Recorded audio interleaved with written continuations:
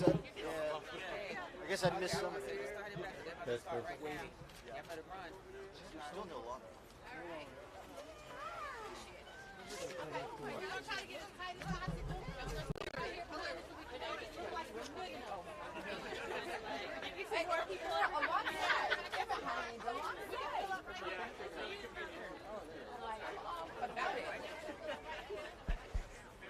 We're going to use the podium side actually here in like 1 minute. If we...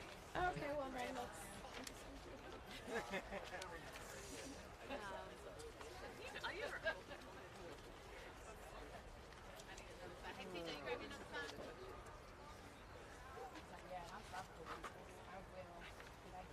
You guys rolling?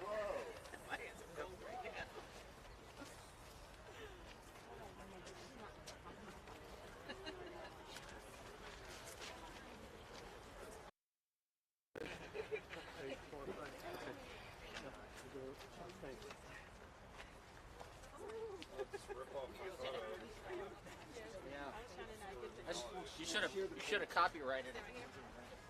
No one has done this before. This is my thing. Where the sound is that? Just like slightly. They're coming. Oh, that messed everything up. Scotty, are you a comedian as well? There's the jokester in the front row. We're all in the front, and then we were tidying. I love it. Love it. Scotty. Okay, well Scotty's killing the game right now.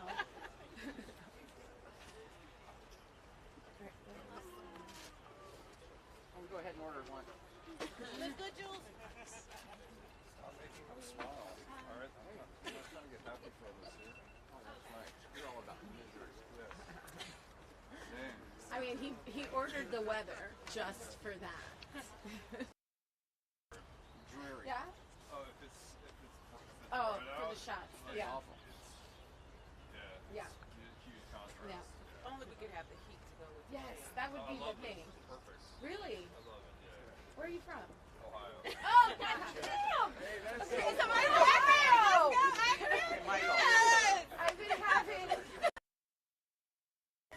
an extended debate over what state produces the coolest, most engaged people, and over people say Ohio. Oh, wow. It's a fact. It's like, and being from New Jersey, I feel like I had to counter that. I'm glad you met me that. I'm glad you Lots met to me get after. said about it. After to judge. No, I love it. It's and that was a real and natural reaction because it's repeated. I was like, wait, are you from Akron? 'Cause You from Cincinnati? Cincinnati. Awesome. Here. Yeah, I used to That's in front of you. live in the swamp, but August here.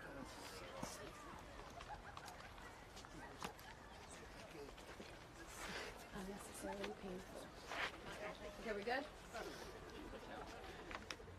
All right, good morning. My name's Ana Lilia Mejia. I am co-ED for the Center for Popular Democracy, and we are here today because, sadly, extremist dark money groups have captured our courts. And truth be told, everyone here is completely terrified, as you should be. Harlan Crow, a Texas real estate mogul, has applied his wealth in ways which any reasonable American can see is meant to influence and control. It is but the most recent example, however, of the type of unethical behavior that has destroyed the public's confidence in the highest court of the land. Dark money groups like the Federalist Society have created a 40-year strategy to control the Supreme Court. And apparently, through Justice Thomas, they are succeeding. In the past year, Justices have thrown out nearly 40 years of precedent to overturn Roe v. Wade. They have weakened protections for workers. They have decimated protections for voters and struck down common sense gun safety laws. Our on the public's confidence for their very legitimacy, and they are in trouble. Americans should have faith that their Supreme Court will protect their rights, and yet we don't. Americans should believe in their courts, and yet we can't. We deserve sitting justices who are the embodiment of our highest ethical standards, and they are not. What we demand today is for action. Doing absolutely nothing to change the status quo will not protect the court from any claim that it has been politicized. The deed is done. It is politicized. This is a huge problem that needs a huge and immediate solution. We must bring transparency and accountability to the Supreme Court. We must restore faith in our justice system. And we must hold the Supreme Court accountable, because as a critical part of this three-legged stool of our government, it is imperative that it function with transparency, ethical behavior, and morality. So today we are joined by many leaders across our nation who are focused on ensuring equity and justice across our government. I am proud to introduce our first speaker, or second, Mr. Rakeem Brooks. He is the president of the Alliance for Justice and is a friend and partner to CPD, as well as to every conscientious American. Let me introduce Rakeem. Thank you.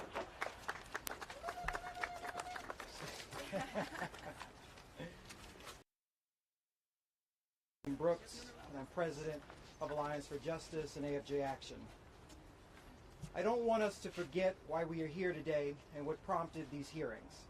Yes, we need ethics reform, absolutely. Alliance for Justice has been calling for a code of ethics for over a decade, along with many of my colleagues, as many of them have the lowest ethical standards. All of the previously bound by a code of ethics at some point in their careers, it makes sense that they should be bound by a code of ethics now. But in some ways, this is bigger than that. Without any changes to the law, we can say without equivocating that Justice Thomas has transgressed. He has defied our most understandings of public service. He has broken the law and our trust, so he must resign. Yeah. Take a moment to think about how you felt when you first read the ProPublica article. Just think back to it for a moment. Hundreds of thousands of dollars, yachts, jets, and none of it publicly disclosed. It's unbelievable. I've heard anything like it about any member of the court. It's unprecedented and it is wrong. Hey. We all know it. Justice Thomas knows it. That's why he took the time to respond. Chief Justice Robert knows it, and that's why he's ducking the calls to testify. Congress and the American people know it too, and that's why we're having these hearings today. You cannot reap extreme profit from your public service. We don't need a code of ethics to tell us so. We know it in our bones. It requires no explanation, no expert analysis. When you become a public servant, we all agree that you will forsake riches while in office. You may indeed be friends with millionaires and billionaires, but you don't get to share their world to build a mansion in yours. You cannot use your seat on our Supreme Court to live like a rich, rich man beyond the reach of modesty or public reporting. But that's exactly what Justice Thomas has done, and so he must resign. He may think it unfair to be held to such a standard. Politicians court wealthy donors at all the time, and I'm sure we'll have a press conference about that at another point. But why can't he? Here's why. Because the justices protect the flame of liberty. The whole of who we are resides in their judgments. That is why Alexander Hamilton said, "The complete independence of the judiciary is peculiarly essential." He and the founders, flawed as they were, understood that all of democracy relies on trust.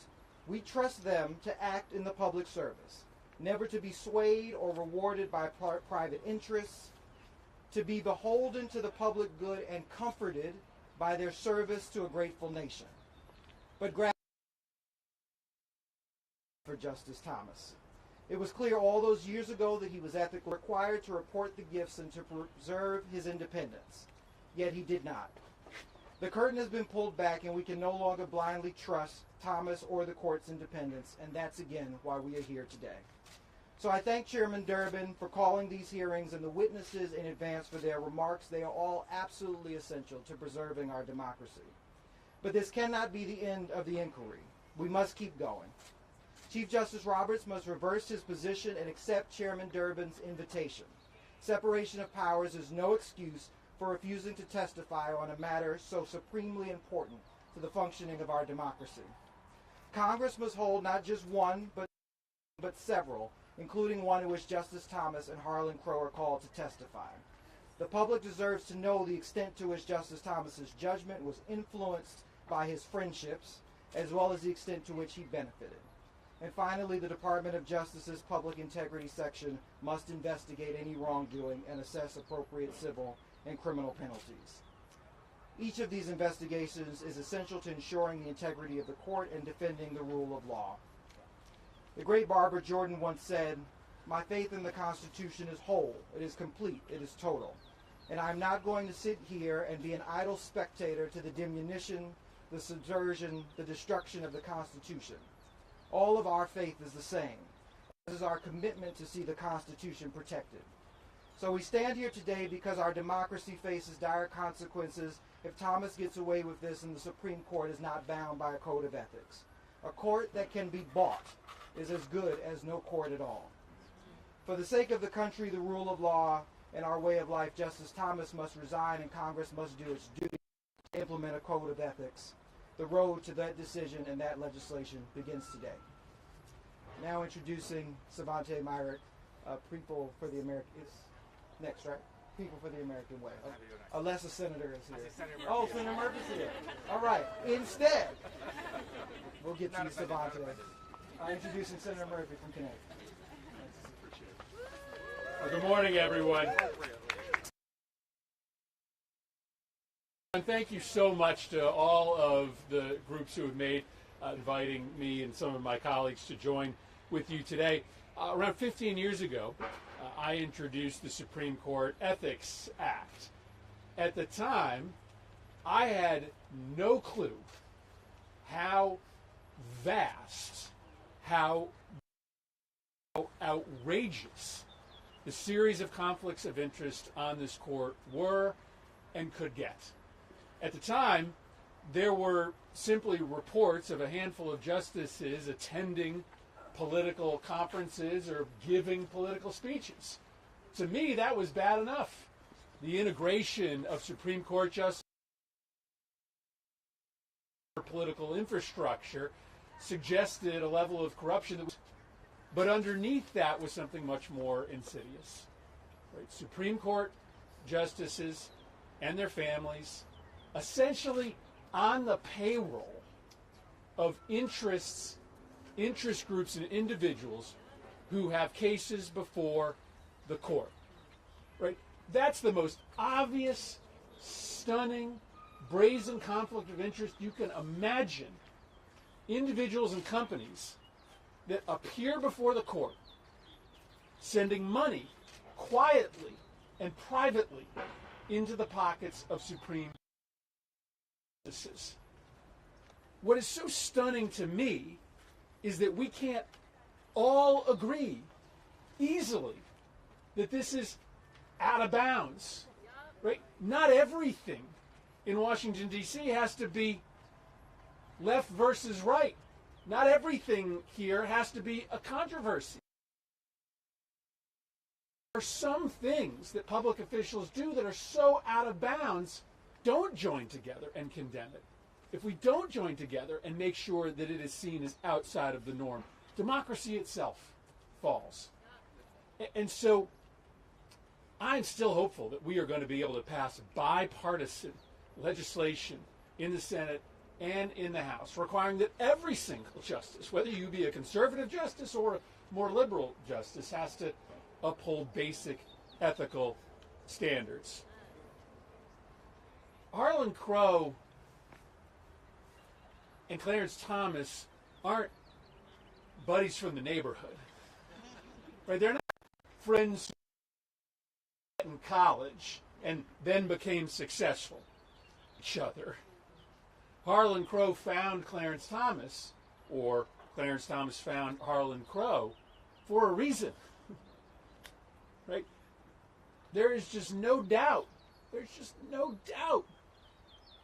that this relationship is about politics, is about interests, and about one party's decision to integrate their interests with the other. Now, we have a code of conduct here. We have disclosure requirements. But in some ways, it's even more important that the Supreme Court have a code of conduct. Right? Because if we screw up and aren't held accountable by our code of conduct, then our constituents can hold us accountable. Every 2 years, every 6 years, we have to go back to the ballot. The reason why it's so important for there to be a code of conduct, a binding code of conduct with consequences for the Supreme Court is because once they are put on the bench, they are virtually unaccountable. And so it is even more critical that there are rules as to what Supreme Court justices can do and can't do. That there are requirements, that we see what their income is, what their interests are. And so we're going to continue to push and push and push this issue, because I don't want a Supreme Court that only 1/4 of the country believes in. I want a Supreme Court that the whole country believes in. And this court is poisoning their legitimacy. In part, that they make that simply don't have constitutional, but also in their refusal to live up to basic standards of decency and ethics. And so I'm so appreciative of your decision to come here and support Senator Durbin's hearing. I think it's going to be a tremendously important hearing. But we're going to continue to reach across the aisle and make the claim that you don't need to defend in order to be a good conservative. Like, your first obligation is just be a good American. And to be a good American, you got to stand up and call wrong when you see it. Thank you very much.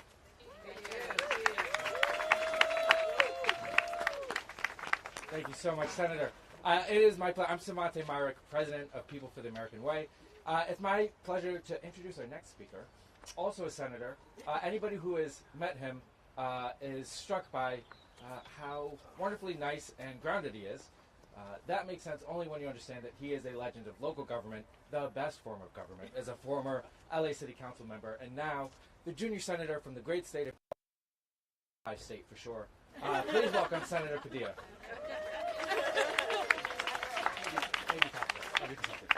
Top 5 state for sure. We're talking economies in the world, because we just went from 5 to 4, my friend. We just went from 5 to 4. Well, good morning, everybody, and thank you so much for being here. I just want to give a shout out to all the advocates who came out today to not just join us for this hearing, not to support the hearing, but to demand accountability. That's what this is about. Because after all, the Supreme Court, that building right there, the justice that is supposed to happen in that building right there, belongs to all of us, the American people, not to special interests or the highest. So thank you, because we absolutely need your energy, your passion, and your leadership to move this forward. You see, too many times, just over the past couple of years, Americans have had to gather on the steps of the Supreme Court to protest for our fundamental rights, at times trying to secure those fundamental rights, too often to defend rights that we law. And of course have been pushing for the court to hold itself to the bare minimum of ethical standards. We left up to the court, we never would have learned of the fully paid for luxury travel by Supreme Court justice or the millions of dollars in real estate purchases by a GOP justices. That's because the Supreme Court lacks a clear, enforceable, binding code of ethics. A code, by the way, that other government officials have to abide by. President does. Other administration officials do. People just assume this is if anybody would abide by a clear, enforceable code of ethics. But they refuse. They have the power, but they refuse to impose one on themselves. And so let's be clear about why we are here today. Court in the land should not be subject to lowest ethical standards. The public is justifiably worried that the Supreme Court values billionaire donors over everyday Americans. And who could blame them? Actions speak louder than words. At today's hearing is we clearly can't trust you, so Congress will have to do it for you. That's right. I was disappointed, as many of us were, to learn that Chief Justice Roberts chose not to testify at our hearing today. Just further evidence at their resistance. Because ultimately the oversight that we're demanding will help the court and its credibility within the American people. I'm disappointed, but like all of you, not really surprised. It's consistent with the years and years of refusal to peel back the curtain and establish transparency at the Supreme Court. And so again, it's only further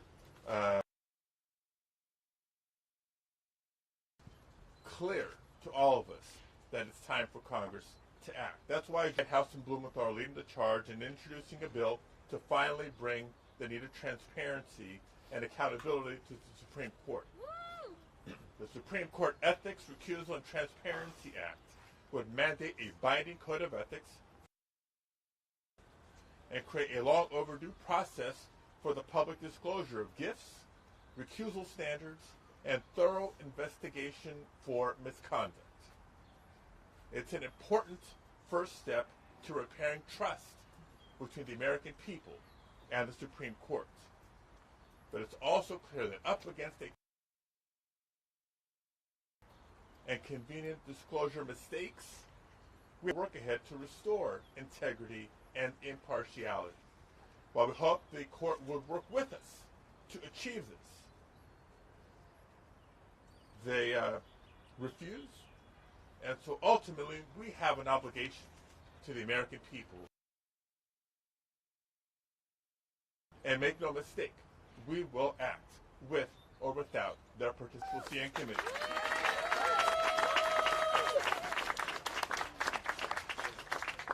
I think we mean if you want. No. No, we like him nice. Thank you, Senator. I am still Savante Myrick, still, I hope, president of. We're an organization, for 40 years, we have mobilized now 1.6 million members to fight for truth, justice, and the American way. We believe we need a binding code of ethics right now. We also believe Clarence Thomas should resign, and we believe the DOJ should open an investigation. And I cannot believe that we even need to say these things out loud. I just can't believe it. And I was in city council, I was mayor for 10 years. My mentor, when I was running for office, was an assemblywoman whose name was Barbara Lifton. And my first lesson in ethics in office came from her because I tried to buy her a sandwich. $6.50 the sandwich. Couldn't do it because their ethical disclosures, somebody bought them something worth more than $5. She had to disclose it. Now, when I got elected as mayor, I called her and I said, I can't believe I just went through my orientation. I can accept meals up to $50. Right? Pretty good. As long as it's only once a month from the same person. I said, why can I accept $5? And she said, Mayor, no offense, you know, being mayor is pretty cool, but as a state assembly person, our job, she wouldn't say it this way, but what she meant was, our job is more important. We control more money, we have more power than you do. And the more power you have, the higher the standard must be. The more people have to trust that you can wield power without undue influence. She was a New York State Assemblywoman. This guy is a Supreme Court justice. Now he knows better. We know better. He must hold himself to the highest standard, and if he doesn't, it seems like he won't, then Congress and the DOJ must. A binding code of ethics is not just about Clarence Thomas, it is for generations of justices, whether they lean conservative or progressive in the future. And a DOJ that will stand up and do its job is about ensuring that the American people are represented by people we can trust. It's just that simple. These cracks in this system have been shown for a while. Right, we all suspected it, but when we found out, look, in the Hobby Lobby decision, remember finding out that the Hobby Lobby decision, agree with it or disagree with it? I disagree with it. Why do I disagree with it? Because it hurt the health and livelihoods of millions of people. But whatever. Why is a secretive group, ultra-conservatives, getting access to these decisions week before the public does? Right? This is not the way our system is supposed to work. So I am thrilled that this hearing is happening, and I hope that all of America, these senators, get answers. But I hope, too, that we do not stop here. We must move to binding ethics reform. We must press the DOJ to do their jobs and investigate and apply civil and criminal violations. And even if he won't do it, because this is still a civilized country, all good Americans must resign now. Thank you so much for being here. Can you a leader amongst leaders? I mean this, I'm kind of new to this space, and it is clear that she is a thought leader amongst principals. She is somebody that I look up to very much. Please welcome Fatima Gosgraves, President and CEO of the National Women's Law Center.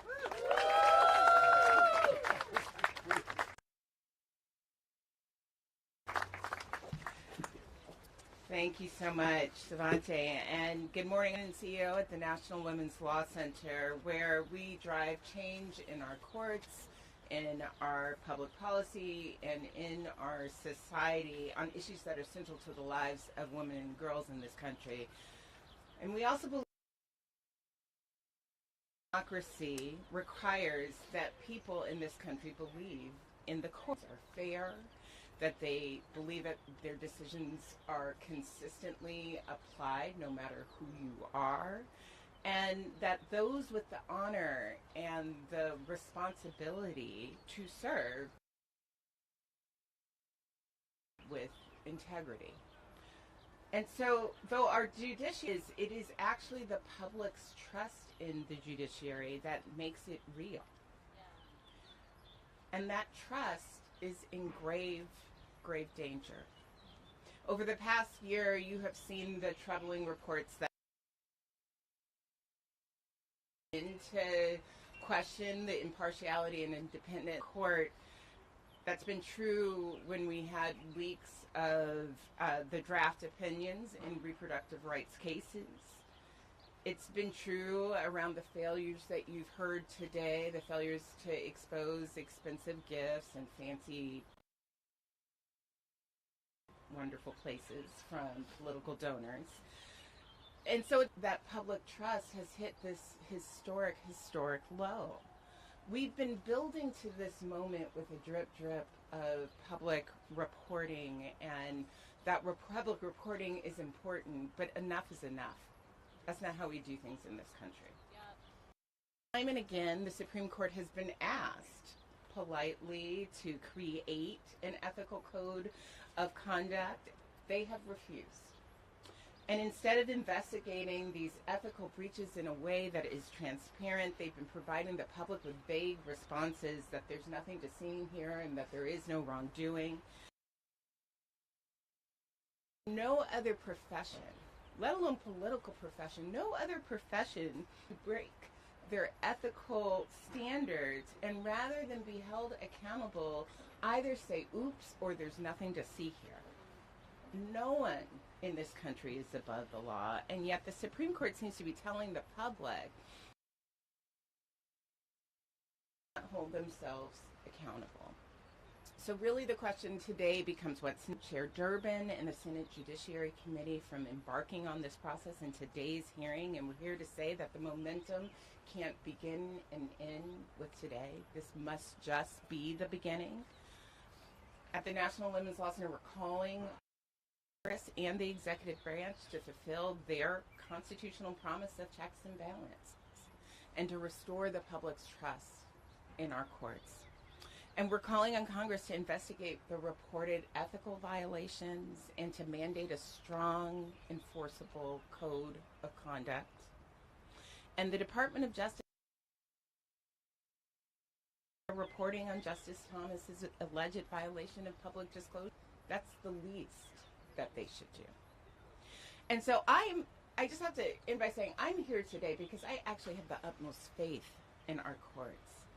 And with each report that comes out, I am reminded that it is my deep respect in the foundational role that our courts play in our society, and including ensuring that every individual can access their foundational rights and have a fair shot in this country. That's not just my optimism, which, you know, as civil rights lawyers, that is a little bit of a prerequisite. So I get that, but it's actually historical fact. It's something I have had the great honor to witness in my lifetime, what that looks like. It's something my family has experienced over the course of generations. To rebuild the public's trust, we need an Supreme Court with justices committed to equal justice under the law, who will decide cases fairly and impartially, and who will hold themselves to the highest standards for the judiciary and the legal profession. So, thank you very much. And with that, I'm going to turn it over to the Senior Director of Judiciary and Democracy with the League of Conservation Voters.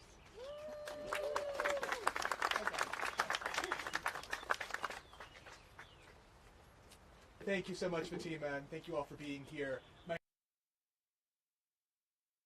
I am Senior Director of Judiciary and Democracy at the League of Conservation Voters.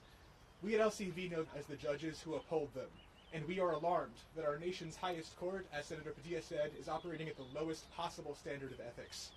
Justice Clarence Thomas and too many of his colleagues have shown systemic, long-standing disregard for the Supreme Court, of the rule of law, and of our constitutional system.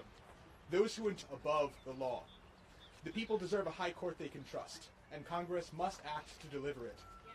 That means hearings like the one happening today. It means investigations. It means requiring the justices to follow legally enforceable codes of ethics. Members of Congress, executive branch officials, and all other federal judges, to ensure the United States Supreme Court works for the people of the United States and not just polluters, billionaires, corporations, and ideological extremists. Thank you so much for being here. I believe we will hear next from Dylan Hetler-Gaudet, Senior Government Affairs Manager at the Project on Government.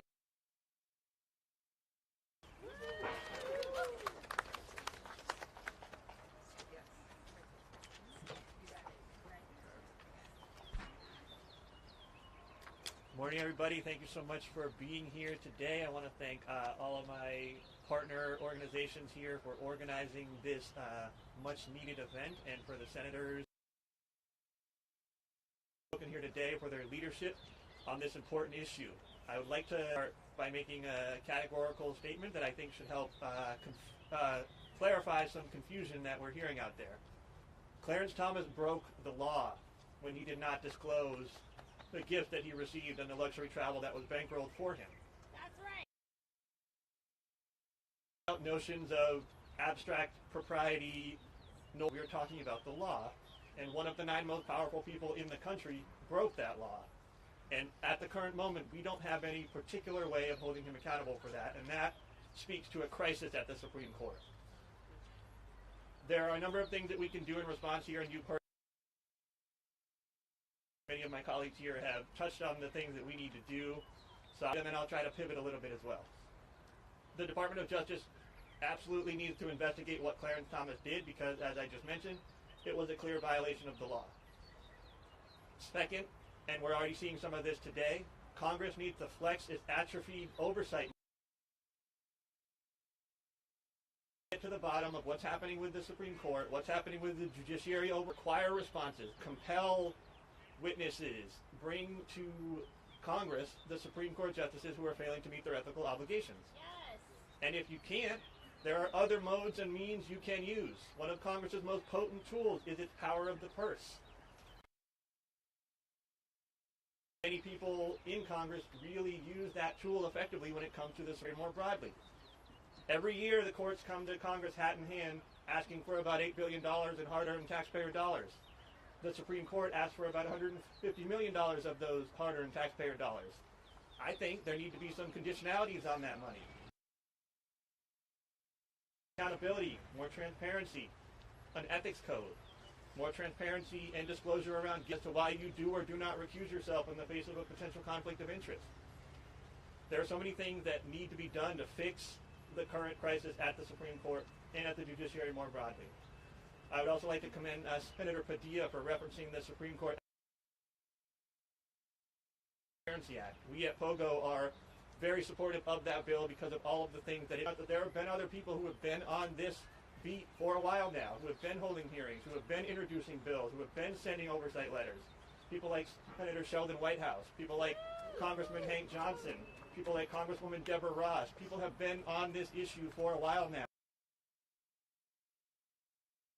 It is unfortunate that one particular justice keeps giving us a new reason to raise a problem that is undermining the very fabric of our democracy.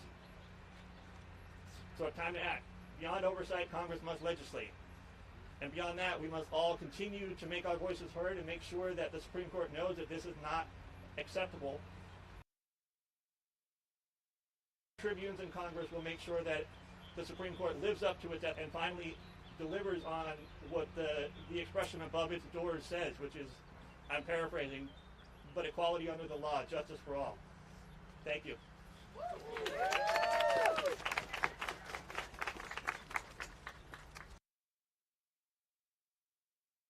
Thank you so much, Doug. Hi, everyone. I am Tiffany Muller, the president and Let America Vote.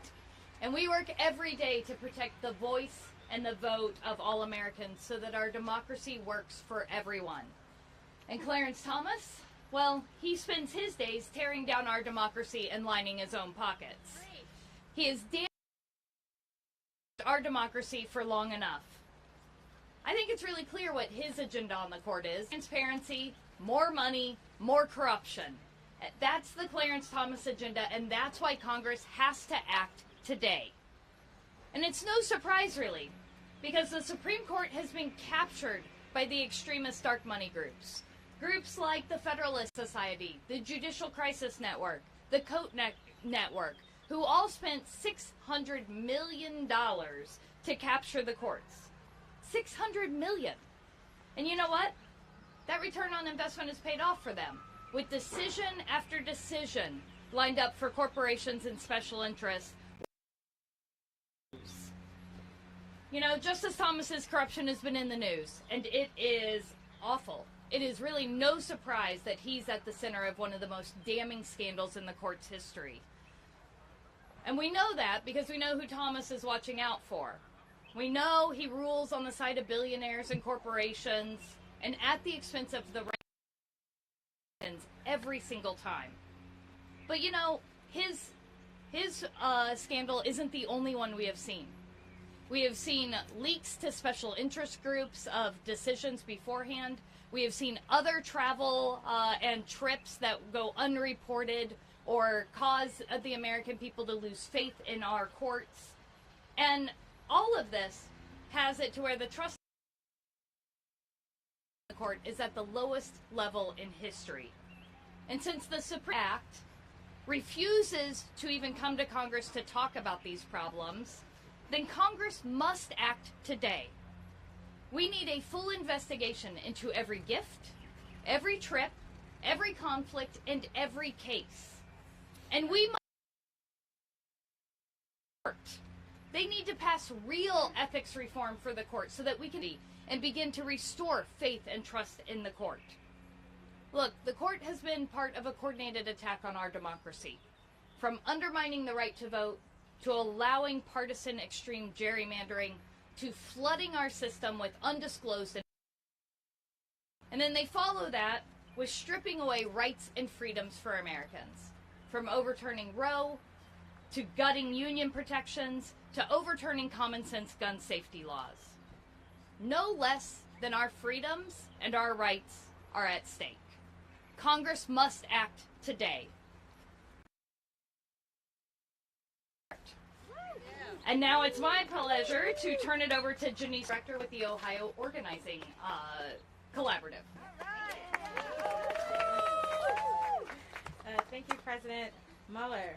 Again, my name is Janice Brock, and I am the Policy and Advocacy Director for the Ohio Organizing Collaborative, a proud partner and affiliate of CPD. Together, relational power with our members for social, racial, and economic justice. But today, we stand here demanding justice for our democracy. No matter where you live, what your one is above the law. Born in, I can remember my elementary school bringing my classmates and I on a field trip here to our nation's capital. For the first time, I saw the physical manifestation of my history books. The three branches of government were visible right in front of me. I remember looking up, reading these words engraved into the building structure: equal justice under the law. The public has put their trust in the Supreme Court. And to keep that trust, accountability cannot be ignored within the judicial branch of government. States of America, we expect equal justice under everyone, even our nation's Supreme Court justices. We are all held to a higher ethical standard to ensure that we all have a productive society. And when there has been an infraction, according to our nation's law, our Constitution, justice must be served.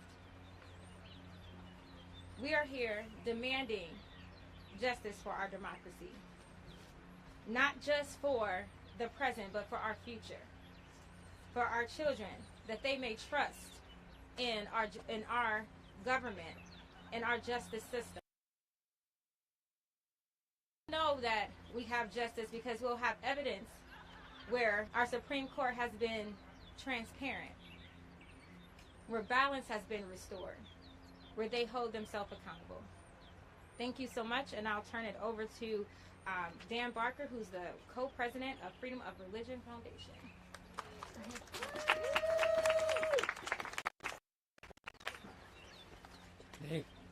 Thank you. I'm Dan Barker, co-president of the Freedom from Religion Foundation in Madison, Wisconsin. And we support Senator Whitehouse's and Representative Hank Johnson's Supreme Court Ethics Recusal and Transparency Act, and Senator Padilla's Judicial Ethics and Anti-Corruption. If those ethics rules are good enough for the makers of the law, for the judges of the law, it's not just billionaires and corporations, it's also religion that comes before the courts. And we are alarmed that the current court is turning its back on decades of secular precedent in order to manage religion. RF's more than 40,000 members. We're mostly atheists and agnostics, but we also represent the religiously unaffiliated, who are now about a third of the American adult population, but with no openly non-religious justices on represent the rapidly changing demographics. deserve a truly secular government, not one that's captured by the Christian nationalists and the religious extremists. Our Constitution prohibits the government from establishing or promoting religion, but being packed with justice and judges who are neutral, who are turning the freedom of religion into the weaponization of religion. The separation of powers, as has been noted earlier today, does not mean insulation of powers. It means check balances. When the Chief Justice declined to testify before the committee on these very matters, he signaled that the current Supreme Court does not want to be checked. But if there's no check, there's no balance. FFRF is for meaningful court reform. Now our next speaker, Noah Bookbinder, President of Citizens for Responsibility and Ethics in Washington.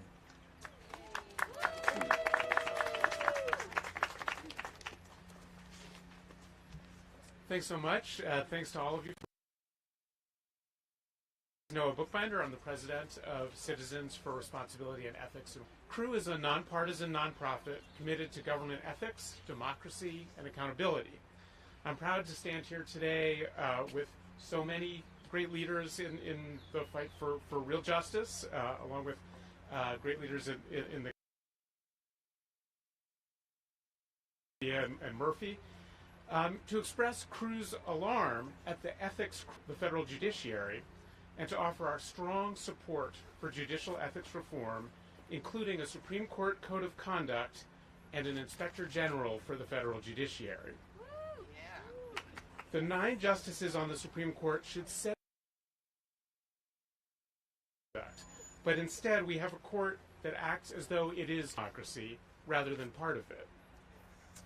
The recent revelations about Justice Thomas and billionaire Harlan Crow, including that Mr. Crow provided regular gifts of lavish travel to Justice Thomas and purchased real estate from him, none of it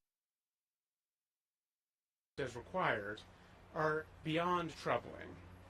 Immediately following the revelations, CREW submitted a civil and criminal complaint requesting that the Chief Justice and the Attorney General investigate Justice Thomas's conduct to determine whether he violated the Ethics in Government Act, which, as Dylan and others have said, is the law, and the judicial gift rules. This is a crisis for democracy. The current system is clearly not working. The courts are a key part of our system of checks and balances, and that system only works if people trust the courts and accept their judgment. But the Supreme Court has faced misconduct allegations going well beyond Justice Thomas, and the cost to the court's credibility has been immense. CREW supports the creation of a binding, clear, and public code of conduct for the Supreme Court that would help prevent ethical misconduct in the first place, but we recognize that that alone is insufficient. That's why CREW is also proposing that an Inspector General be created to oversee the judiciary, just as Inspectors General oversee legislative and executive branch agencies.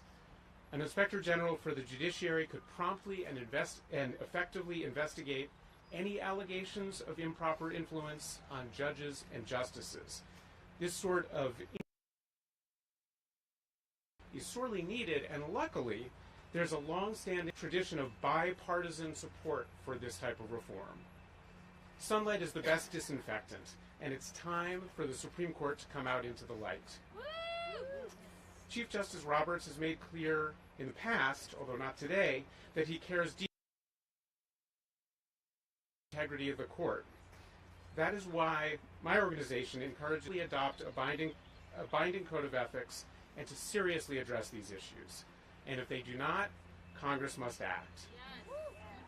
Thanks so much for your time, and I'm thrilled now to turn it over to another leader in this fight, Lena Zwerenstein, Senior Director of the Leadership Conference on Civil and Human Rights. Thanks, Noah, and good morning, everyone. As Noah said, I'm Lena Zwarnstein, the Senior Director of the Fair Courts Program at the Leadership Conference on Civil and Human Rights, an organization with over 230 national organizations are dedicated to making America as good as its ideals. The rights community has advocated for fair courts because they are imperative to our rights, our democracy, and our future. Our federal judiciary, including our Supreme Court, must work for all of us, not just the reports of escalating patterns of egregious misses who serve for life on our nation's highest court are unacceptable. The need for ethics reform is clear, and this reform is a crucial part of our work to build a judiciary that lives equal justice under law. About this ethics crisis are not academic, they're not theoretical. This is about who our court serves and whose rights are upheld.